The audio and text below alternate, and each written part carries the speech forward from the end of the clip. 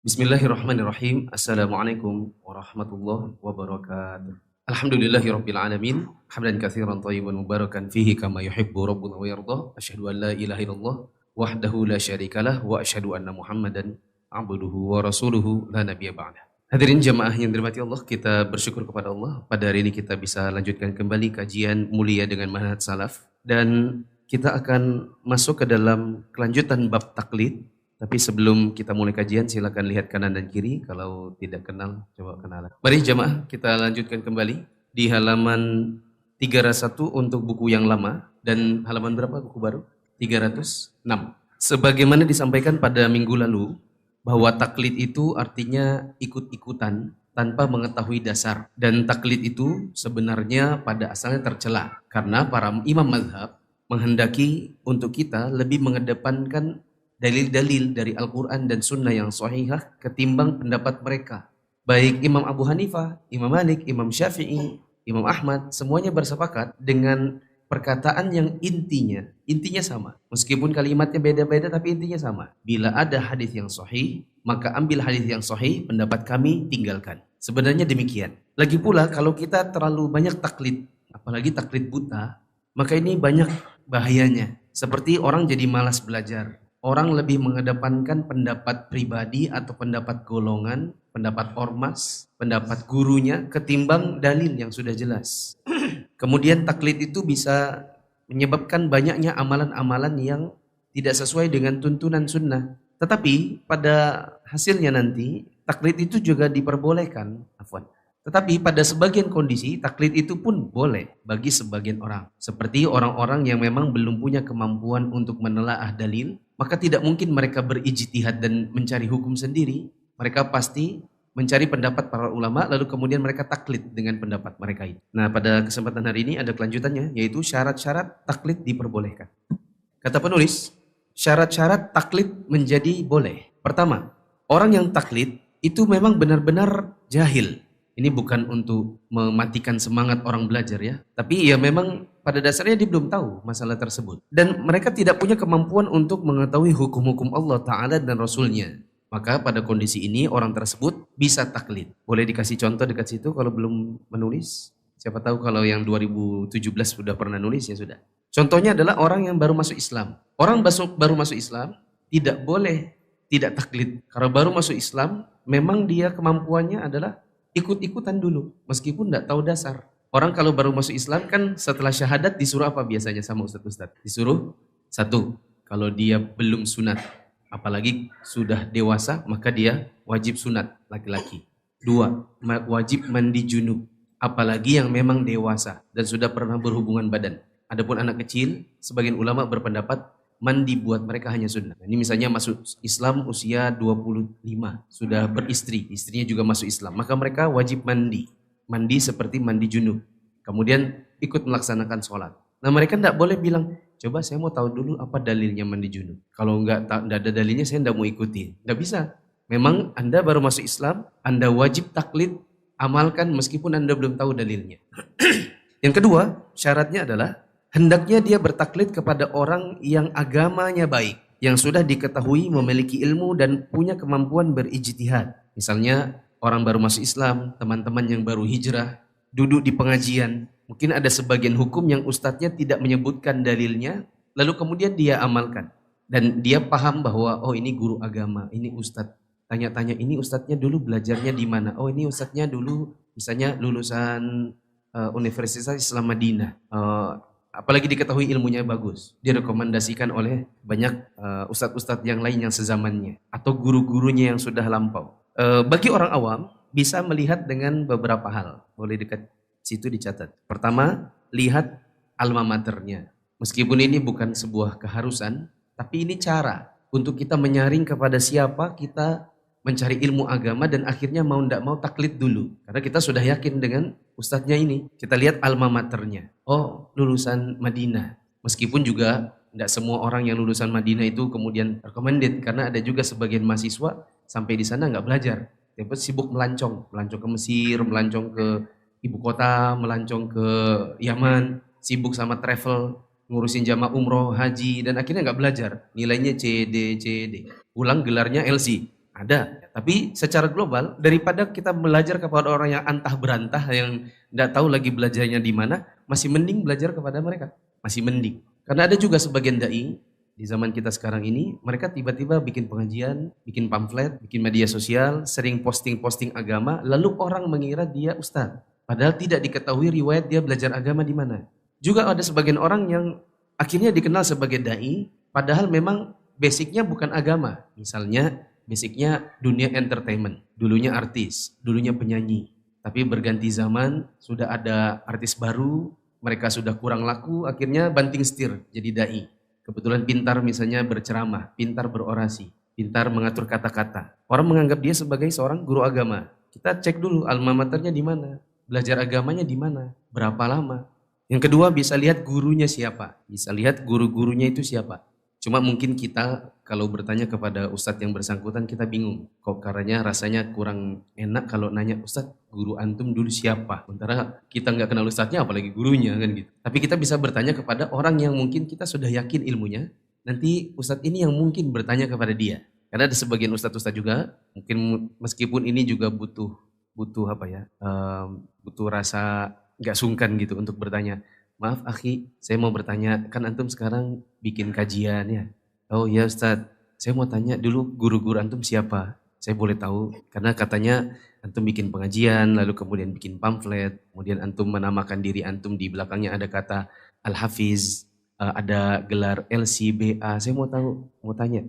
Dan kita dapati di zaman sekarang, kalau mau berbagi pengalaman pribadi saya, nanya kepada sebagian dai-dai muda, banyak yang akhirnya terbongkar. Ada sebagian dai muda yang saya tanya, gelar antum, ini bisa jadi pengalaman buat teman-teman juga bisa memahami ya. Gelar antum apa akhi? LC Ustaz. LC-nya, LC mana? Soalnya kalau Saudi, itu sejak 2014-an kalau nggak salah, sudah nggak ada LC. Adanya BA. Jadi Ustadz Fulan BA, Bachelor of Art. LC itu sudah nggak ada sekarang. Jadi kalau antum sekarang usia antum berapa? 22 Ustaz. 22 lalu kemudian pulang dengan gelar LC, antum kuliahnya kapan? Oh Ustaz, saya LC-nya dari negara Fulani. Oh, dia buka. Antum pernah kuliah di sana? Oh, online Ustaz. Online. Waktu kapan online-nya? Waktu pandemi. Oh iya Ustaz, waktu pandemi. Berapa tahun kuliahnya? LC itu kan S1. Itu mungkin 4 tahun, 8 semester. Berantum kuliah itu berapa tahun? Oh saya masuknya 2018, gitu. 18, 19, 2020, 2021. 3 tahun antum LC. Oh Ustaz, baru berkelit sana sini akhirnya terbongkar bahwa bukan LC. Tapi di pamflet-pamflet kajian di Balikpapan tulisannya LC. Nah kalau teman-teman mungkin kan tidak memahami itu. Teman-teman yang jadi DKM karena masjidnya itu kurang pengajian akhirnya ngundang Ustadz. Ustadznya semua sibuk, Ustadz Rofi'nya sibuk, Ustadz Nadifnya sibuk, Ustadz Azminya sibuk, Ustadz Muflinya sibuk, semuanya sibuk, akhirnya ngundang yang ada. Ibaratnya ini kiai, kiai berasal dari kata ikiai, kiai. Ikiai apa ikiai? Ini aja sudah. Daripada ada yang lain, ikiai. Jadilah kiainya. Jadilah itu kiai masjidnya, ngajar. Kemudian saya ngisi, kemudian saya kenalan. Oh ini yang ngajar di sini, oh iya mampir ke rumah main-main. Datang ke rumah wawancara. Bingung habis itu. Setelah itu saya bilang, mumpung antum masih muda, starting antum itu harus jujur. Karena antum mungkin bisa menutupi sesuatu dari orang awam, tapi tidak kepada ustadz-ustadz. Masih muda, antum startingnya harus bagus. Ibarat antum mau bangun rumah, kalau pondasi antum jelek, antum bangun itu cepat rusak.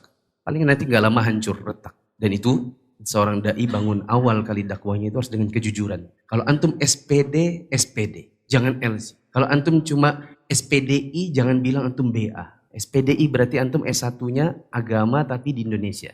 Kalau BA berarti antum dari luar negeri. Antum harus jujur, yang mana yang antum cantumkan.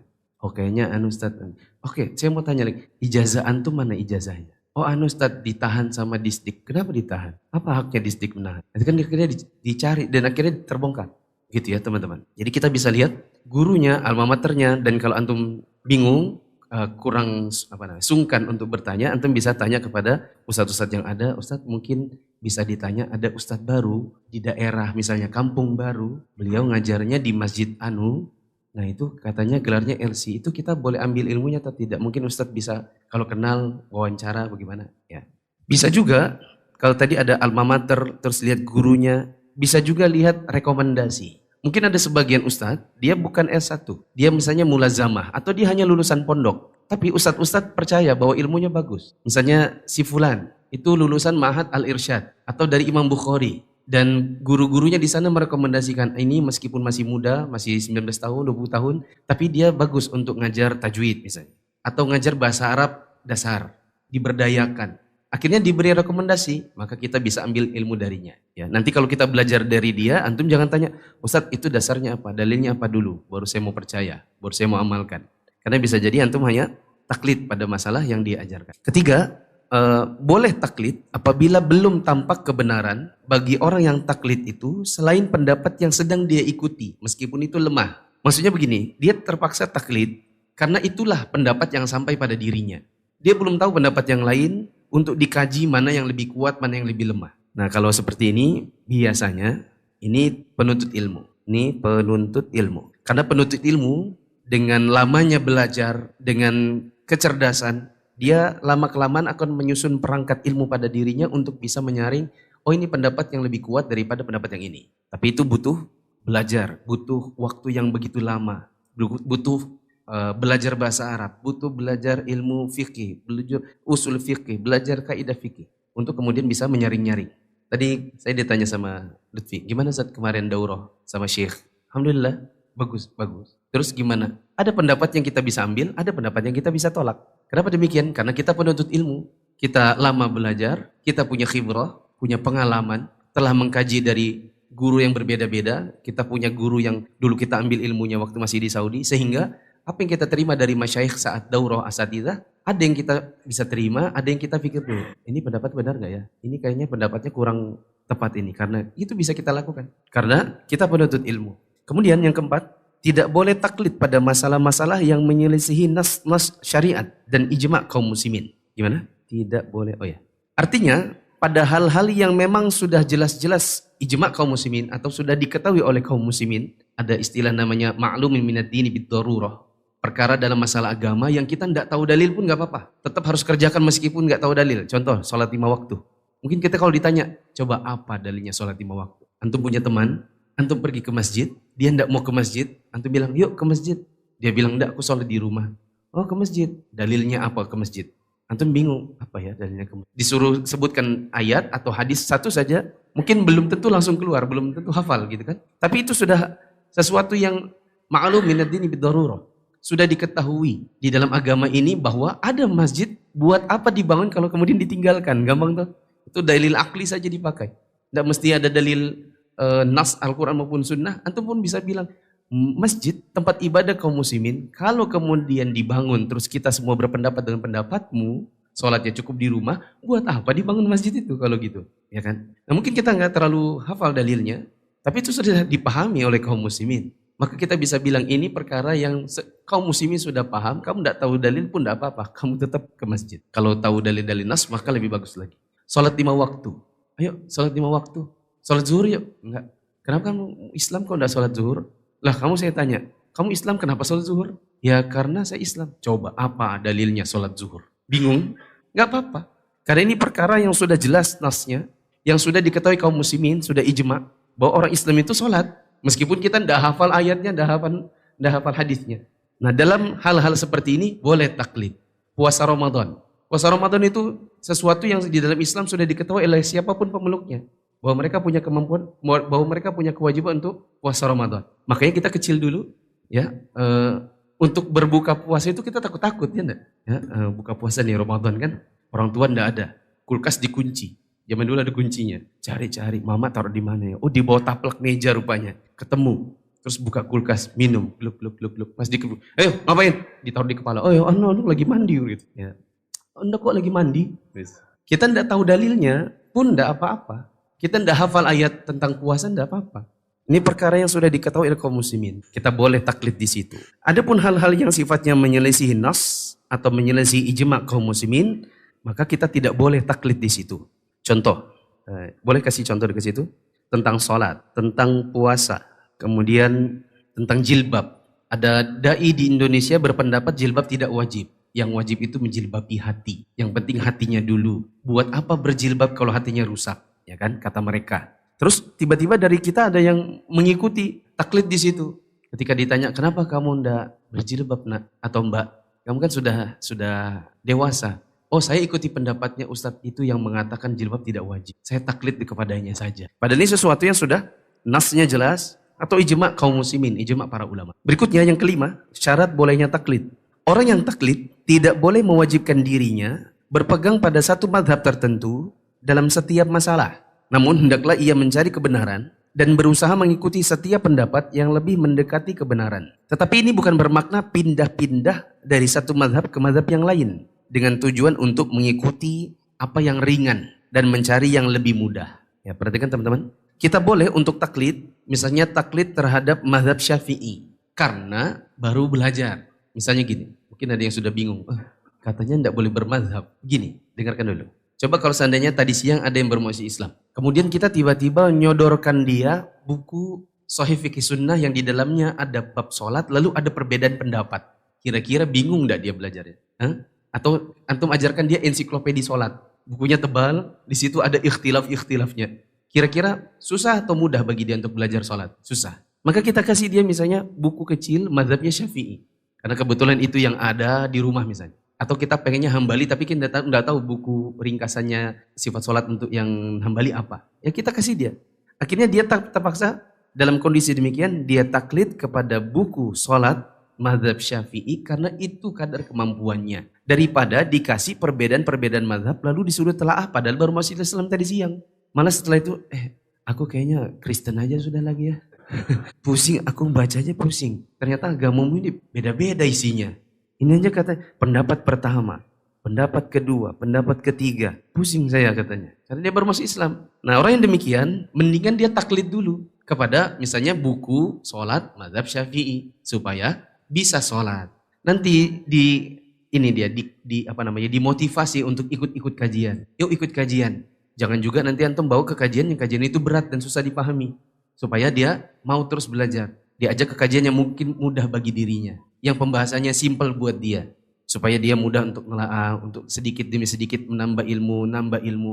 Mungkin nanti setelah setahun, 2 tahun, 3 tahun, akhirnya dia lama-lama sudah mulai terbiasa dengan kata-kata ikhtilaf. Pendapat yang rojih, udah mulai dengar dan udah mulai nanya-nanya. Kalau rojih itu artinya yang lebih kuat ya? Iya. Kamu kok tahu? Iya, soalnya aku kalau katanya Ustadz itu pendapat pertama, pendapat kedua, pendapat rojih. Rojih itu apa ya? Kupikir-pikir kayaknya rojih itu artinya lebih kuat. Betul? Iya betul. Nah kan dia sudah mulai terbiasa. Barulah dia kemudian bisa nanti ikut kajian misalnya ensiklopedi sholat. Mulai mazhab Syafi'i begini, mazhab Hambali begini. yang lebih kuat pendapatnya Hambali misalnya.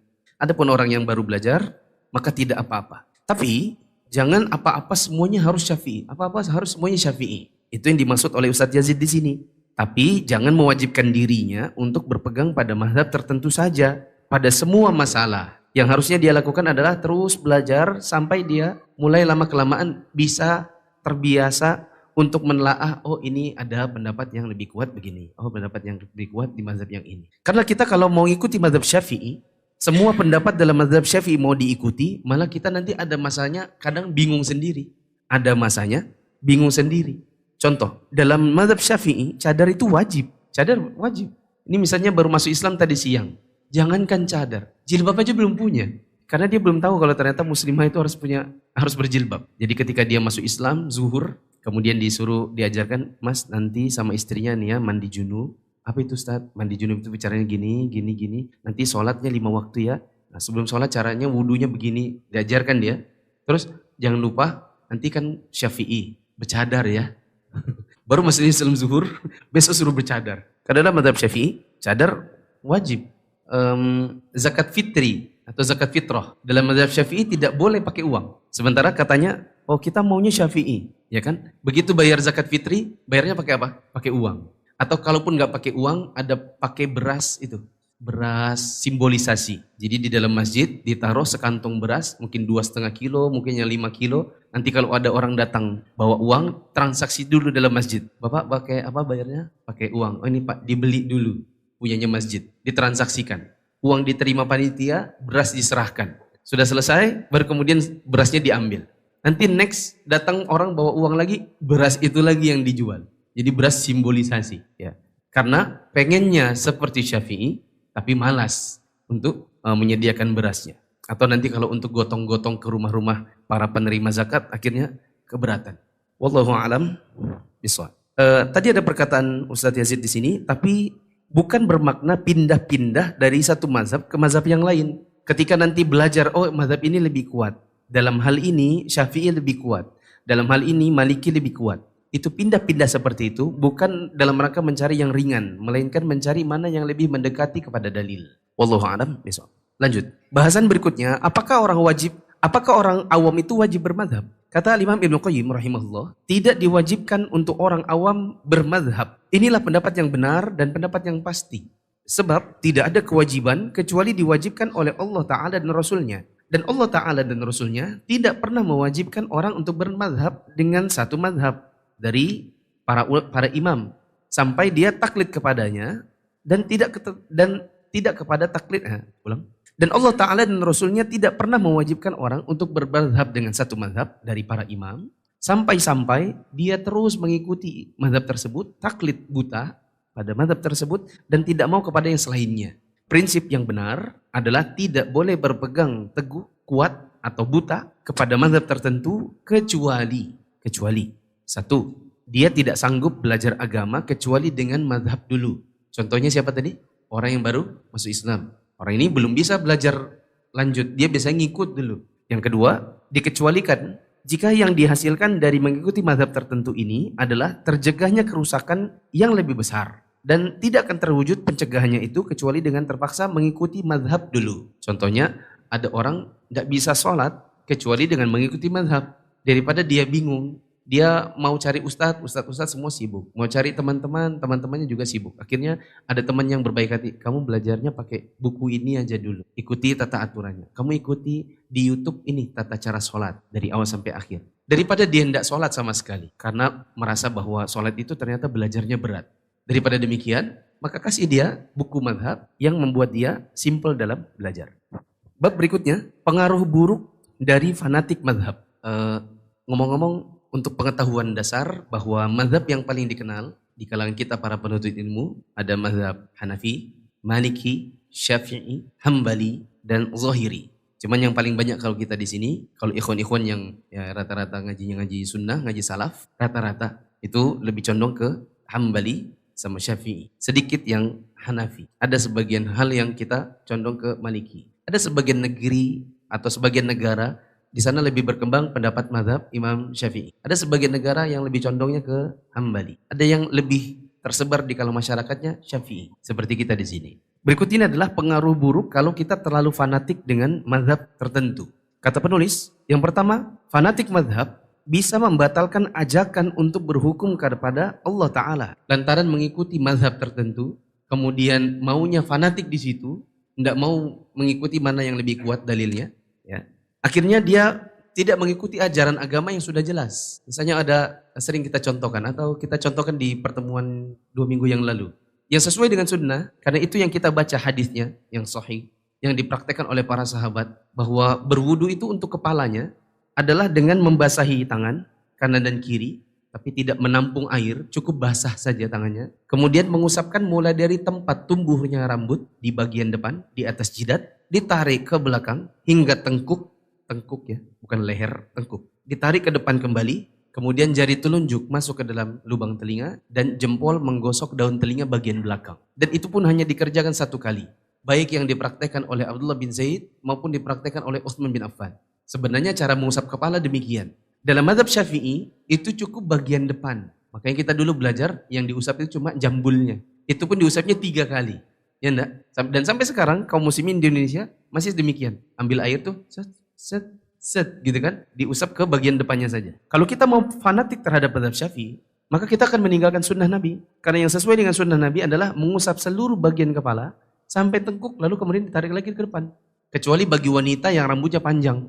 Tidak mesti juga dia setelah ke belakang terus rambutnya ditaruh ke depan, dihambur ke depan, baru diusap lagi ke belakang. Menyusahkan. Maka bagi dia cukup sampai tengkuk saja. Tidak perlu menghambur rambutnya. Ada orang ketika misalnya kita bersebelahan wudu dengannya, kita bilang, Mas, maaf ya, masnya itu wudunya cuman jambulnya tuh 3 kali, ces. Itu dalilnya. Oh, saya Syafi'i, Pak. Hidup Syafi'i. Oh, kalau yang sesuai sunnah, boleh saya beritahu? Yang sesuai sunnah itu begini. Set, set, set. Dan satu kali. Oh, ya itu terserah Anda. Kalau saya itu Syafi'i. Ini kan fanatik sudah. Tidak mau dikritik. Ya. Maka ini sesuai dengan nomor satu ini. Fanatik mazhab bisa membatalkan atau menghilangkan ajakan untuk berhukum kepada hukum Allah. Kita tinggalkan apa yang sesuai dengan sunnah. Lalu kemudian kita lebih mengedepankan yang namanya mazhab. Yang kedua, pengaruh buruk fanatik mazhab adalah menyelisihi nas-nas yang sahih dari Al-Quran dan Sunnah. Sebab dengan fanatik mazhab, ya, serta mendahulukan pendapat daripada dalil syar'i. Contoh, tadi contohnya sama lah ya, nomor 1 dan 2 ini mirip-mirip. Contoh pertama tadi wudu bagian kepala, bisa dicatat. Wudu bagian kepala. Kalau yang sesuai dengan sunnah, seluruh kepala. Sampai apa tadi? Tengkuk. Sedangkan di mazhab Syafi'i hanya bagian depannya saja atau sebagian rambutnya saja. Ya. Sedangkan tentang wudu sampai dengan bagian tengkuk ini sahih. Dalam Sahih Bukhari, Sahih Muslim dipraktekkan oleh dua sahabat di kesempatan yang berbeda. Abdullah bin Zaid, Utsman bin Affan, dan kedua-duanya mengatakan begini wudu Nabi. Begini wudu yang kami lihat dari Nabi. Begini Nabi cara berwudunya. Ketika sudah ada hadis yang jelas, sahih, dipraktekkan oleh sahabat-sahabat Nabi. Kenapa kita lalu kemudian mengambil pendapat yang berbeda? Nah, jawabannya adalah salah satunya karena orang ada yang fanatik terhadap mazhab Syafi'i. Terus yang ketiga, kitab-kitab mazhab banyak yang mengandung hadis-hadis yang dhaif, palsu, dan berdalil dengannya serta mengambil kesimpulan hukum darinya merupakan hal yang bisa mempengaruhi cara mengambil hukum dan mewariskan perselisihan dalam fikih. Sebab apa? Sebab sebagian orang ketika belajar kitab mazhab ternyata ada sebagian dalilnya yang tidak tersaring. Dan bahkan sebagian ulama kita mengatakan sebagian orang yang fanatik terhadap mazhab demi membela mazhab mereka bikin hadis sendiri supaya cocok dengan mazhab. Padahal tidak boleh seseorang membuat dalil sendiri. Mungkin teman-teman pernah dengar ada kisah dulu seorang khalifah di Baghdad ketika Idul Adha dia mengatakan, wahai kaum muslimin, hari ini kalian sembelih hewan-hewan kurban kalian. Adapun saya hari ini akan menyembelih si fulan, ya, dijatuhi hukuman mati karena terbukti bahwa dia sering membuat hadis-hadis, sering bikin hadis-hadis sendiri yang menurut dia bagus dalam rangka mengajak kaum muslimin untuk melakukan amalan. Seperti di antara mereka ada yang mengatakan, saya membuat hadis ini karena saya lihat masyarakat sekarang jarang baca Quran. Akhirnya dia bikin hadis sendiri. Nah, sebagian ulama kita dia mengatakan sebagian orang yang fanatik terhadap mazhab demi membela mazhab akhirnya membuat hadis sendiri, membuat hadis-hadis yang tidak ada asal usulnya atau hadis yang dhaif atau palsu diriwayatkannya. Seperti juga di antara sebagai contoh boleh ditulis di situ.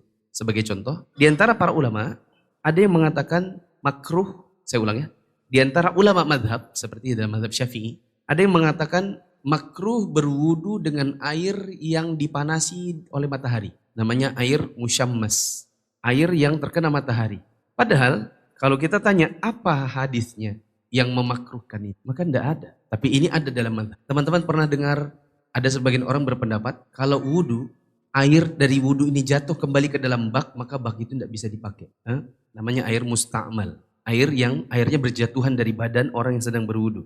Sehingga dari mereka ada yang berkata, kalau wudu hati-hati, jangan sampai nanti airnya jatuh lewat siku kembali ke bak. Ketika ditanya apa dalilnya, maka mereka tidak tahu apa dalilnya. Dan memang tidak ada dalilnya. Bahkan bertentangan dengan dalil. Nabi SAW, beliau kalau berwudu, dibawakan air dalam bejana, itu Nabi masukkan tangannya. Setelah misalnya cuci mukanya, tangannya masuk lagi untuk cuci tangannya. Tangannya masuk lagi untuk usap kepalanya.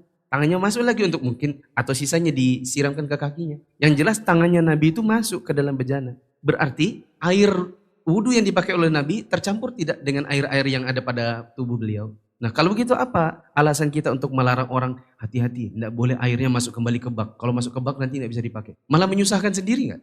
Mudah kalau bagi orang yang punya keran di rumah. Lah kalau punyanya cuma bak, ya kan? Nanti semuanya was-was. Ya. Si suami setelah pakai, istrinya bilang, bang tadi airnya nggak ada yang masuk kan ke dalam bak, ya kan? Jadi mustamal ini, nggak ada yang sholat di rumah. Soalnya airnya semua mustamal, begitu. Karena tidak ada dalil-dalil yang secara sahih yang melarang orang untuk airnya tidak boleh tercampur kembali ke dalam bejana yang dia pakai untuk wudu. Air yang dipanasi dengan matahari. Air yang terkena matahari itu tidak boleh dipakai wudu menurut sebagian mazhab. Tapi ini tidak ada dalilnya.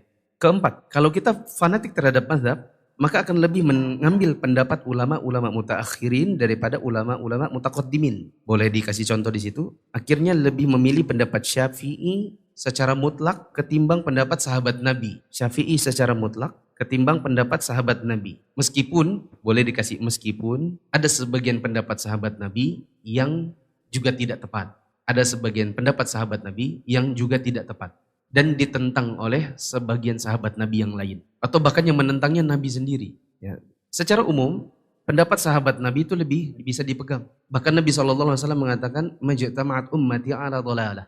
Umatku, yang dimaksud Nabi di sini adalah sahabat-sahabatnya. Sahabat-sahabatku ini tidak akan bersepakat, tidak akan ijma untuk sebuah kesesatan. Ya. Maka kalau seandainya sudah berlaku pendapatnya para sahabat Nabi, kemudian bisa jadi ada sebagian masalah yang di situ ada pendapat Syafi'i bertentangan dengan pada sahabat Nabi.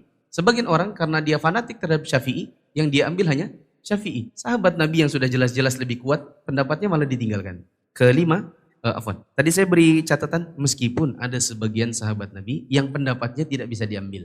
Ada yang bisa kasih contoh? Dicontohkan pendapatnya Ibnu Umar, di mana Ibnu Umar berpendapat kalau seandainya jenggot itu digenggam dan sudah lebih segenggam, maka boleh dipotong lebihannya. Lebihannya loh ya, bukan segenggam, baru di sini yang dipotong. Bukan itu ya, nanti salah paham. Takutnya dipahami, segenggam, berarti sudah boleh dicukur semua. Bukan. Lebih segenggam, lebihannya itu yang digunting. Sebagian ulama ada yang memberi catatan, Ibnu Umar tidak melakukan itu kecuali dalam ihram. Maaf, waktu tahallul. Seperti Syekh Utsaimin mengatakan, Ibnu Umar melakukan hal itu memang ketika apa? Tahallul. Bukan untuk jadi rutinitas. Setiap ini lebih potong. Ada lagi. Pendapatnya Abu Hurairah. Di mana Abu Hurairah kalau berwudu itu tidak hanya sampai dengan siku. Bila tidak ada yang lihat, maka Abu Hurairah berwudu sampai ketek, sampai ke tiang. Tapi Abu Hurairah melakukan ini kalau dia bersendirian, karena itu ijtihadnya dia. Dan pendapat Abu Hurairah harus ditinggalkan, karena Nabi tidak pernah mencontohkan. Nabi kalau berwudu hanya sampai siku. Hanya saja Abu Hurairah, karena dia pernah mendengar Nabi SAW mengatakan bahwa nanti di hari kiamat kita akan dibangkitkan dalam keadaan anggota wudu ini bercahaya. Maka Abu Hurairah mengatakan, siapa yang ingin cahayanya panjang, maka panjangkan. Jadi makanya dia kalau berwudu sampai ke tiang, biar panjang semua. Meskipun kita bilang, ini kalau dipraktekkan di zaman sekarang, mandi sekalian. Biar kayak Ultraman antum, kan bercahaya semua. Jadi jangan cuci kaki sampai mata kaki. Sekalian sampai betis, sampai siku. Kalau perlu sampai paha. Jadi tidak usah wudu di tempat wudu, masuk kamar mandi. Ya kan? Sekalian mandi. Pendapat Abu Hurairah di sini tidak bisa diambil. Ada pendapat sahabat Nabi yang bangkar. Ada yang Ibnu siapa? Ibnu Fulan. Dia berpendapat pada Subaih yang ditinggal oleh suaminya dalam keadaan hamil. Kalau ditinggal wafat oleh suami, berapa lama masa iddahnya? 4 bulan, 10 hari. Nah, tapi dia ini hamil. Maka begitu selesai dia melahirkan, dia langsung berdandan dan siap menikah. Maka siapa namanya? Ibnu Fulan. Al-Ba'kak ini, Ibnu siapa sih ya? Siapa yang tahu saya kasih hadiah. Coba cari nanti di ensiklopedia jilid 3. Ibnu Fulan Al-Ba'kak. Dia marahi Subai'ah. Subai'ah, kamu baru meninggal suamimu, kenapa kau sudah berdandan? Subai'ah bingung. Enggak boleh ya. Akhirnya dia tutup kembali. Tapi setelah itu sore hari dia datangi Nabi. Ya Rasulullah, saya ditinggal wafat oleh suami saya. Terus saya ini boleh enggak menikah lagi? Saya sudah melahirkan, sudah merojol. Maka Nabi membolehkan. Kalau kamu mau, memang itu yang kamu inginkan, silakan kamu nikah. Itu menunjukkan bahwa meskipun seorang istri ditinggal wafat suami, iddahnya tidak 4 bulan 10 hari. Bila dia hamil. Maka bila hamilnya baru 2 bulan, maka dia baru menikah lagi, nanti tunggu sudah melahirkan. Berarti masih ada 7 bulanan. Kalau dia baru melahirkan 5 hari yang lalu, maka dia sudah menikah. Sudah boleh menikah meskipun suaminya baru lahir. Dan bila meninggal suaminya 5 hari yang lalu, kemudian dia melahirkan, maka dia sudah bisa menikah. Meskipun nanti pasti akan jadi gunjingan orang. Baru meninggal suaminya 5 hari kok sudah menikah. Karena orang tidak mengetahui pendapatnya Nabi SAW demikian kepada Subai'ah. Ya. Tadi sahabatnya namanya Ibnu Sanabil bin Al-Ba'kak. Sahabat wanita yang meninggal suaminya dalam keadaan dia wafat namanya Subai'ah. Subai'ah Al-Aslamiyah. Saya ulang ceritanya. Salah satu juga contoh pendapat sahabat Nabi yang ditolak, yaitu pendapat Ibnu Sanabil Al-Ba'kak, seorang sahabat Nabi yang ketika dia melihat seorang sahabat Nabi wanita namanya siapa tadi? Subai'ah Al-Aslamiyah, dalam kondisi dia wafat suaminya, Dan belum sampai 4 bulan 10 hari dia melahirkan. Lalu kemudian Subayyah ini berdandan dan intinya dia siap nikah. Sementara harusnya wanita yang ditinggal wafat suaminya ihdat, berkabung dengan tidak menggunakan perhiasan dan tidak berdandan selama 4 bulan 10 hari. Ya, maka ditegur Subayyah ini. Kamu kok baru meninggal, suamimu sudah berdandan. Takutlah Subayyah, akhirnya dia masuk kembali ke dalam rumah dan akhirnya menutup kembali, intinya perhiasannya ditinggalkan. Tapi dia pergi kepada Nabi. Maka Nabi SAW mengatakan, bila kamu menginginkan untuk menikah, maka kamu sudah bisa menikah. Yaitu dengan berakhirnya kehamilan, dengan melahirkan. Oke, yang kelima, mencukupkan diri dengan satu madhab dan tidak mengambil manfaat dari ilmu yang ada pada madhab yang lain, kesungguhan para ulamanya, serta kitab-kitab mereka, ya, karena fanatik pada madhab saja. Ini menjadi sebuah keburukan dalam fanatik terhadap madhab. Ya, bahkan boleh diberi catatan di situ. Bahkan Imam Syafi'i berkata, tidak seorang ulama pun yang menguasai seluruh ilmu dan pasti ada yang luput dari pengetahuannya. Sehingga kalau kita mengatakan saya Syafi'i, apapun saya pokoknya yang penting Syafi'i. Lah, kalau kamu semuanya Syafi'i, maka ketahuilah bahwa Imam Syafi'i berkata, tidak seorang ulama pun yang menguasai seluruh ilmu dan pasti ada yang luput darinya, termasuk Imam Syafi'i. Maka kalau kamu semuanya mau ambil Syafi'i, maka pasti ada ilmu yang luput darimu. Dan itu harusnya bisa ditambal dengan kamu mengikuti pendapat imam, misalnya Imam Ahmad bin Hanbal. Yang keenam, fanatik terhadap madhab, keburukannya adalah banyak kitab-kitab madhab yang kosong dari dalil, dengan kitab-kitab tersebut membuat kaum muslimin berpaling dari mempelajari Al-Quran dan Sunnah. Ini kurang lebih seperti nomor 1 dan 2. Ketujuh, menyebarnya taklid dan kejumudan. Yang ketujuh, fanatik madhab akan menyebarkan taklid dan kejumudan serta menutup pintu ijtihad. Orang jadi malas belajar. Jumud itu artinya apa? Jumud itu dari bahasa Arab. Jumud artinya beku, ya. Benda padat itu namanya. Beku otak karena tidak belajar. Segala sesuatunya semua disandarkan hanya pada Syafi'i atau Hambali. Ya, kan kalau orang kaum muslimin di kaum muslimin di Indonesia ini kan banyak yang kalau dikritik amalannya, nanti dia sedikit-sedikit pembelanya apa? Syafi'i. Misalkan Syafi'i. Meskipun kadang-kadang dia nanti termakan omongannya sendiri. Ada yang dia kira Syafi'i, padahal bukan Syafi'i. Seperti orang bilang, mari kita menghadiahkan pahala Al-Fatihah untuk Bapak Anu yang tadi siang meninggal. Al-Fatihah. Ya kan? Ketika ditanya, Pak, Bapak itu menghadiahkan pahala itu, kenapa? Emang sampai? Sampai. Kenapa? Syafi'i. Padahal Syafi'i justru mengatakan, tidak sampai. Yang mengatakan sampai justru mazhab Hambali. Nah, jadi akhirnya temakan omongan sendiri. Kedelapan, kalau kita fanatik terhadap mazhab akan membuka pintu hilah. Hilah itu artinya tipu-tipu, ngeles, nyari-nyari alasan. Akhirnya yang diharamkan itu jadi halal. Supaya bebas dari kewajiban syariat juga. Boleh dikasih contoh di situ. Nikah tanpa wali. Itu pendapat dalam mazhab Hanafi. Nanti ada orang ya demi melegalkan kawin lari sama pacarnya. Akhirnya dibilang, oh soalnya kita hari ini ganti mazhab dari Syafi'i jadi Hanafi. Karena boleh nikah tanpa wali. Padahal yang benar dalam sunnah, Nabi SAW mengatakan, la nikaha illa biwali. Tidak sah nikah kalau enggak ada wali. Kalau Anda tidak punya wali, sampai akhirnya Anda punya bapak, Anda punya kakak, Anda wanita sendirian sebatang kara di dunia ini, Anda masih punya wali hakim. Ya, bukan kawin lari atau kawin sendiri. Begitu. Dan akhirnya jadi hilah. Apa itu hilah teman-teman? Itu kalau di dalam bahasa Indonesia, hilah itu artinya apa? Bahasa Indonesia itu apa namanya? Saya salah ngomong.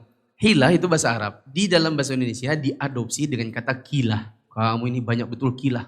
Kilah itu artinya apa? Ngeles. Berkilah itu bahasa Arabnya adalah hilah. Hilah itu artinya cari-cari alasan untuk membenarkan yang salah. Kesembilan, kalau kita fanatik terhadap mazhab, itu akan mengambil sebagian nas atau dalil dan tidak mengambil dalil yang lain. Tapi ini insya Allah kapan-kapan dicontohkan. Karena nanti insya Allah kalau kita ketemu bab ikhtilaf nanti akan dicontohkan juga. Kesepuluh, bersikap keras dalam sejumlah masalah yang menimbulkan kesulitan yang besar atas manusia. Ya, wallahu alam saya belum dapatkan contohnya nomor 10. Adapun nomor 9 ini mengambil sebagian nas dan tidak mengambil sebagian yang lain karena ada sebagian masalah di situ nas berkumpul dengan di dalam pikiran kita ada pertentangan. Saya ulang. Contoh untuk nomor 9. Ada sebagian masalah itu nas-nas kalau dikumpulkan di pikiran kita anggap itu bertentangan. Nah, para ulama kita mengajarkan selama masih bisa dikompromikan, kompromikan. Karena itu pertentangan terjadi di kepala kita, bukan pada ajaran Nabi. Contoh, Nabi SAW ditanya tentang menyentuh kemaluan setelah wudhu. Nabi SAW ditanya tentang bagaimana kalau menyentuh kemaluan setelah berwudhu. Dalam satu kesempatan, ada perkataan Nabi yang mengisyaratkan dia wudhu kembali. Berarti seolah-olah kalau menyentuh kemaluan setelah wudhu, wudhunya batal. Ditanya di kesempatan yang lain, Nabi bilang seolah-olah nggak ada masalah. Karena Nabi bilang menyentuh kemaluan setelah wudhu, itu seperti menyentuh tubuhmu yang lain. Ya. Kemaluan itu, innahu bid'atun minka. Kemaluan itu adalah bagian dari tubuhmu yang lain. Seolah-olah kalau sudah berwudu lalu kemudian menyentuh kemaluan seolah-olah tidak batal. Nah di kepala kita bingung kan? Nabi bilang di sini batal, di sini nggak batal. Yang mana yang benar? Di kepala kita seolah-olah bertentangan. Para ulama kita mengatakan selama misi bisa dijamak maka dijamak. Dijamak itu dikompromikan. Karena Nabi tidak mungkin bertentangan omongannya. Nabi itu tidak pelin-pelan. Kalau ada pertentangan itu kepala kita saja yang belum nyampe. Maka kita butuh tanya kepada para ulama. Maka di antara mereka ada yang mengatakan sunnahnya wudu. Kalaupun tidak wudu, tidak apa-apa. Sebagian ada yang mengatakan, oh bukan gitu. Komprominya adalah, kalau kamu menyentuhnya langsung wudu. Kalau kamu menyentuhnya dengan kain misalnya, karena kamu menggaruk kemaluan, menyentuhnya dengan kain, maka tidak usah wudu. Ada lagi yang mengatakan, oh bukan begitu. Yang benar adalah, kalau menyentuhnya dengan syahwat, wudu. Kalau tidak dengan syahwat, tidak wudu. Misalnya ada orang wudu di kamar mandi, kemudian tidak ada handuk, akhirnya kan dia seka-seka badannya. Nah jarinya ini kan kadang kena kemaluan depan, kena kemaluan belakang. Ya tidak. Nah, karena ini tidak dengan syahwat, maka tidak usah wudu. Jadi ada beberapa pendapat ulama. Nah kalau kita fanatik terhadap mazhab, kita nggak akan ngikutin nih kompromi-kompromi dalil. Kita hanya maunya ngikutin mazhab. Oh menurut mazhab saya itu batal, dah batal. Padahal sebenarnya ada kompromi. Yang mungkin nanti insya Allah akan lebih didetailkan kalau sudah sampai pada bab tentang ikhtilaf. Karena waktu sudah berlalu cukup jauh, maka kita cukupkan saja. Tidak usah tanya jawab. Kalau ada pertanyaan nanti insya Allah di minggu yang akan datang. Nanti setelah Isya, masukkan kembali nama di plastik door prize. Maka kalau belanja di Indomaret, struknya jangan dibuang. Bisa buat masukin nama. Subhanakallahumma wa bihamdika, asyhadu an la ilaha illa anta, astaghfiruka wa atubu ilaik. Wassalamualaikum warahmatullahi wabarakatuh.